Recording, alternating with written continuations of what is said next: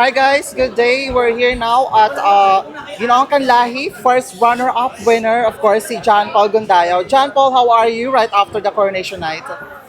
And di ko po ina-expect na makapasok tayong top 5 at isang napakalaking blessing po nito guys para sa akin. At gusto kong pasalamatan unang-una si God dahil ito yung deserve ko at naniniwala ako na hindi pa hanggang dito. Naniniwala rin ako na malayo pa pero malayo na. And gusto ko rin pong pasalamatan si Pageant Trend sa pagsuporta sa akin. Critical Beauty of the Philippines. Ayan, thank you so much po sa inyong lahat at ninanyahan ko po kayong manood ng Bench Body of Work on March 21 on Mall of Arena. Thank you. Ayun. So first, congratulations for winning Ginoong Kanlahi. Thank you.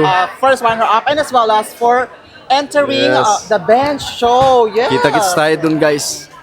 Ayan. So, ano yung mga hindi mo malilimutang experience dito sa pag-join sa Ginoong Kanlahi? And yan, of course, organization siyempre. Yung 3 beses akong sumali at ito ako ngayon first runner-up and I think we deserve it. Thank you guys. Ayun. And ano naman pinakamahirap na segments sa coronation night? Ito, real talk guys, hindi ako ganun kagaling sa public speaking and of course, weakness ko po yung Q&A. But, nairaos natin at salamat sa Panginoon, nandito tayo. So if given a chance na mag-compete sa national and to represent the Tarlac, ano yung preparation na paghahandaan mo talaga? Well, sa preparation ko po, of course, what I said, public speaking and Q&A. Yun po yung mga enhance ko and of course sa katawan ko din. And talking to you, the preparation of Ginoong Kanlahi, kasi I think in a short span lang yung preparation mo, so biglaan. Yes po, biglaan siya. So paano mo ginawa yung preparation mo para makaano ka sa top 5? Sobrang hirap talaga ng prep. Kahit ilang days na lang, malapit na yung bago tong Ginoong Kanlahi. Sobrang nahirapan ako talaga kasi kainaan ko guys sa Q&A but ito pinipilit ko pa rin kayanan kung ano yung kainaan ko at pinipilit ko din subukan. Siyempre, di naman, king tayo, hindi tayo suko eh. Yun tayo. Alright, and of course, Sino mga naging closest mo dito sa competition na ito? Well, of course, lahat naman po naging close ko kaya sa mga pare kois na di man kayo pinalad pero para sa inyo to. Maraming salamat sa suporta at tiwala. Thank you. ayun. So JP, sino sa tingin mo yung aside from you, sino sa tingin mong nararapat na nasa posisyon mo? Well, I think Among those top 5. yes, I think Concepcion. Uh-huh. Akala ko po kasi siya yung makakaakbayan ko sa stage. Akala ko po siya yung magbaback to back. Pero sa awa ng Panginoon tayo yung kinuha as a first runner-up. So did you expect ba na mapapasama ka sa top 5? Nung una po, kinakabahan po talaga ako sa top 10 pa lang. Talagang iniisip ko kung makakapasok ba talaga ako. Pero ayun, nanalig lang ako sa Panginoon. Walang imposible kapag may pananalig ka din. Thank you. JP, nabanggit mo na isa sa Waterloo mo yung public speaking. Opo. Paano mo siya nairaos? Paano ka nag-ensayo sa public speaking? About po sa public speaking dyan, kung paano ko siya nairaos is tiwala lang sa sarili at lakas ng loob. Nung una talagang nangangapa po ako kung paano. Pero nung nag-pray po ako kanina sa backstage, kasi ako na yung susunod na sasagot. Well, nag-pray lang po ako at nilakasan ko yung loob ko na makakaya ko to, nandito na ako, ibigay ko na.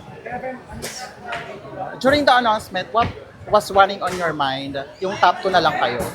Ano po talagang di ko po alam kung anong mararamdaman ko kung iiyak ako or what. Kasi pangarap ko rin po talagang mag-Ginoong Kanlahi. Siyempre gusto ko rin naman po talagang i-represent ang Tarlac sa Pilipinas worldwide. Pero kung ano po yung ibinigay ng Panginoon sa akin, tatanggapin ko po yun. Ay. Meron ka pa bang gustong pasalamatan Ayan. bukod sa yung mga fans and supporters? Unang-una gusto kong pasalamatan ng pamilya ko, sa papa ko, sa mama ko, yan sa mga kapatid ko na nandyan kahit wala kayo ngayong gabi. Mahal ko kayo. And as well as And the persons wait. behind your journey as well. Yes. Sa likod ng pagkapanalo kong to, guys, gusto ko sana i-reveal pero eto siya, yung girlfriend ko ngayon. Wow. And para kanino man inaalay yung coronang yan? Siyempre sa Tarlakenyo, of course, may girlfriend ko po. May message ka ba sa kanya? Ayan, maraming salamat. Di ka na kahit matigas yung ulo ko sa Q&A, pero may nagbunga kahit ilang puyat, actually, pabalik-balik kami sa Manila. Ay, sa Manila, sa Pampanga. Dahil yung mga susuotin namin kay Mami Medj, kahit after na rehearsal namin, go pa rin kami doon. Alright, sige. At JP, saan ka makikita ng mga fans mo? Oo. Anong social media accounts? Ayan guys, makikita nyo naman ako siguro. Sa mga hindi nakakaalam, follow nyo lang po, John Paul Gundayaw. Yun din po yung account ko sa Instagram and TikTok. At syempre, JP, di ba, ikaw ay ngayon rarampa sa Bench Body of Work on Yes March po. 21. Paano mo naman pinaghahandaan ng Bench Body of Work? Ngayon po, preparation ko sa katawan talaga.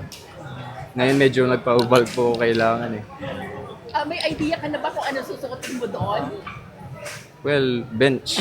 underwear. Underwear. So, iba't Yes. ibang kasuotan. Okay.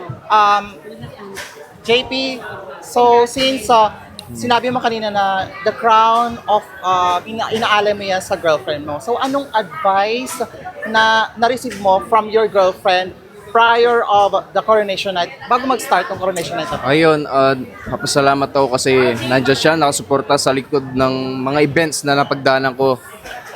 Ups and downs, nandiyan siya nakasuporta. At hindi niya ako iniwan sa likod ng mga kahirapan kong yun. At syempre kanina, bago ako